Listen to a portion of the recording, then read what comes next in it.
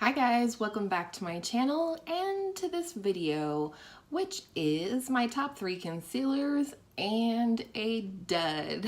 I hope you guys are enjoying this series as I'm really enjoying doing it for you. Today I have 3 concealers, light, medium, and full coverage, as well as a dud. So let's go ahead and get into it. For my light coverage concealer, I do have the number 7 Radiant Glow Concealer. I have this in the shade 20. There's nothing exciting about this packaging for you. This does run $13.99 at Target, and they do have 7 shades in the range. This is a brush tip applicator on here, which I actually don't mind. I would prefer it to a sponge. For sure, and you do just click it up on the bottom here. The thing I really like about this concealer, besides the fact that I do like reaching for a lightweight concealer at times, especially during the summer when I'm probably not wearing foundation anyways, this is the most hydrating concealer I have ever tried. It doesn't emphasize fine lines and wrinkles. It just does a really nice job that way, but it does provide a decent amount of coverage, you know, if we have any baggage under there. So I do really like this one. I definitely recommend it. I am panning this one only because it's the oldest one in my collection, and I will probably repurchase this in my summer shade because I like it very much, especially for the hydration. You can't have too much of that. Next, for medium coverage, I have the NYX HD Studio Photogenic Concealer in the shade CW4, and this does run $4.99, and there are 22 shades, which is really phenomenal. This is what it looks like. This is actually an empty of mine. I panned this one, and I'm missing it already. This is a medium coverage. It's affordable, they have a fantastic shade range, and again, I feel like this is one of the more hydrating concealers that I have used. I think it's fantastic for every day.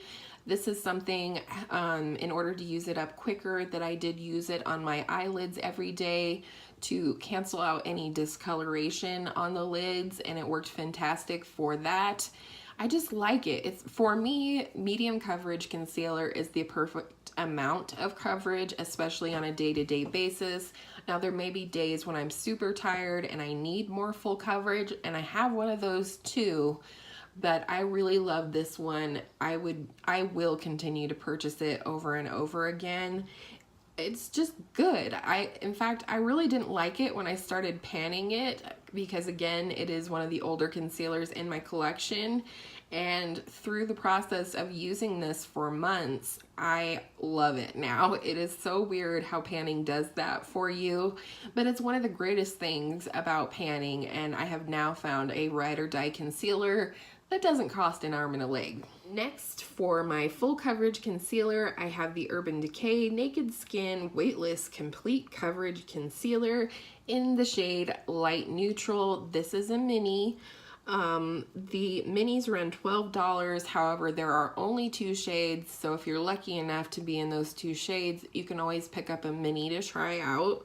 Or for the full size, it is $29, and it does come in 14 shades. Now, I did purchase this as a mini at the candy aisle at Ulta just because I wasn't for sure if I was going to like the formula. Plus, I do like to have options with concealer. Same thing with foundation. I can have 3 and be very happy with that because I'd like to have something light, something medium, and something full coverage, both in concealer and in foundation, which is why I did these videos that way for you, so you can have a recommendation no matter what your coverage preferences are. But this for me is as full coverage as I get. It is full coverage in terms of canceling out any darkness, any discoloration, and as well as brightening under the eye. I really like it. It's a little bit drying, but not as drying as the concealer that I'm going to talk about next.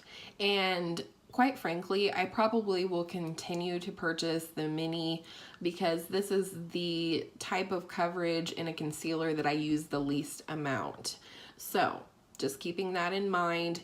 It is lightweight, however, and that is something that I really like about it, is while it is full coverage, it doesn't feel cakey. It doesn't really emphasize fine lines and wrinkles.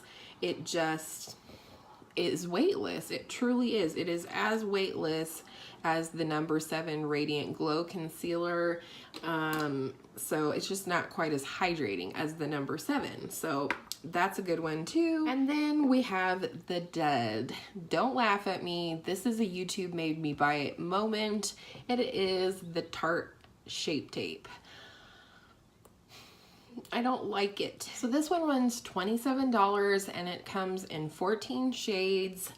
I don't know why I did this to myself. It was just one of those things when I was on the hunt for concealers that I really liked.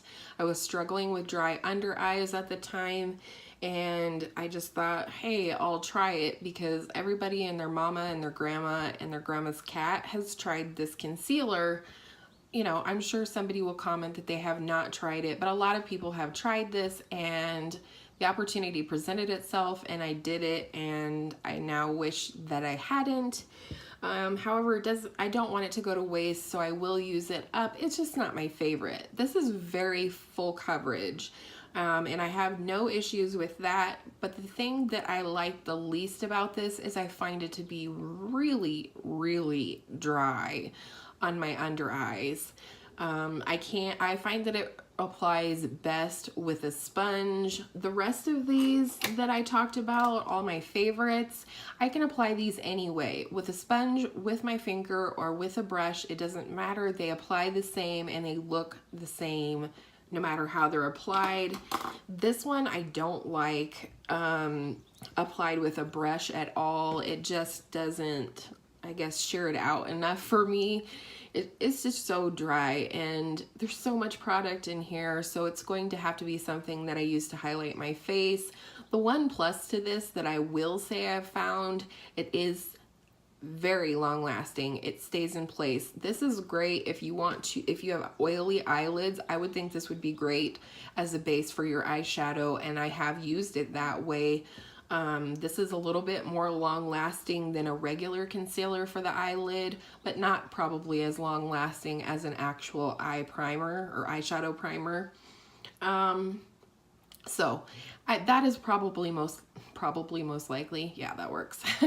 This is most likely something that I will use up as an eyeshadow primer, which does help me to use up a concealer rather quickly if it's not a favorite. I just feel really dumb that I fell into a $27 concealer trap, and yeah, you live and you learn. So those are my top 3 concealers, as well as a dud. Let me know down in the comments if you have dry under eyes or lots of fine lines in your under eyes. What is your ride or die concealer? Is it hydrating? I would love to know. Probably my favorite out of all of the ones I've mentioned today is the NYX HD Studio Photogenic Concealer. Long name, but great product, and it's only $5. So you can't beat that. I hope all of your makeup days are beautiful makeup days, and we will see you in the next one. Bye!